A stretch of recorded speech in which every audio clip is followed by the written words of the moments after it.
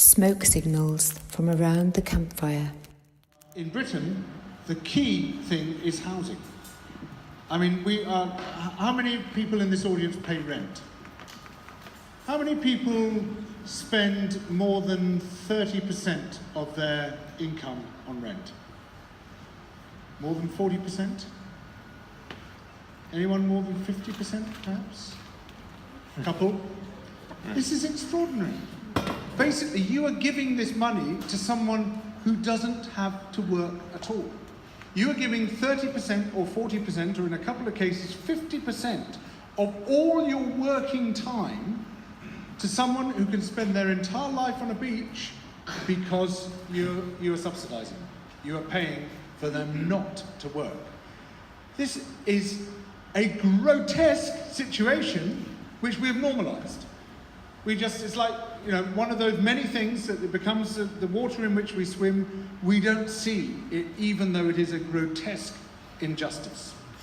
And what has happened is that the land on which housing sits has become this speculative investment for buy-to-let landlords, often operating at a vast scale, hundreds or thousands of homes in some cases, which are, as far as they're concerned, they are simply a cash cow to be milked. Often appalling conditions for which you are paying huge amounts of money. So we have to deal, and I think this is absolutely crucial, and it might seem completely disconnected from environmental issues, from all the other stuff we're talking about. We have to deal with the fact that people are paying so much for their housing. We have to deal with the fact that people are being exploited by economic rentiers, basically taking money for nothing. And so with a bunch of very smart people, I'm working on a report on basically how we can do this, how we can make housing much, much cheaper than it is today, how we can curb the power of the landlords, how we can actually make even buying houses much more affordable, bring it down to 30% of current costs, that sort of thing. We've got some very interesting, quite exciting proposals coming. I can't, unfortunately, tell you very much about it at this stage, but watch this space. In a couple of months' time, we'll be able to publish. And I think it has revolutionary potential, because it's that exploitation.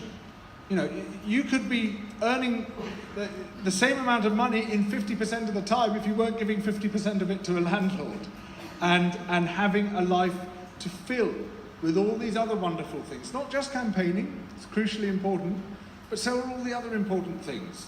The socialising, the parties, the connecting with nature, all the other things we need to be doing.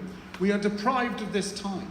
So many people in the past, Marx, Keynes, many others, foresaw a time when we would hardly have to do any work at all because there would be so much wealth in society. Well, there is all that wealth in society, but it's going straight into the pockets of the landlords. And this is an injustice which we have to overturn.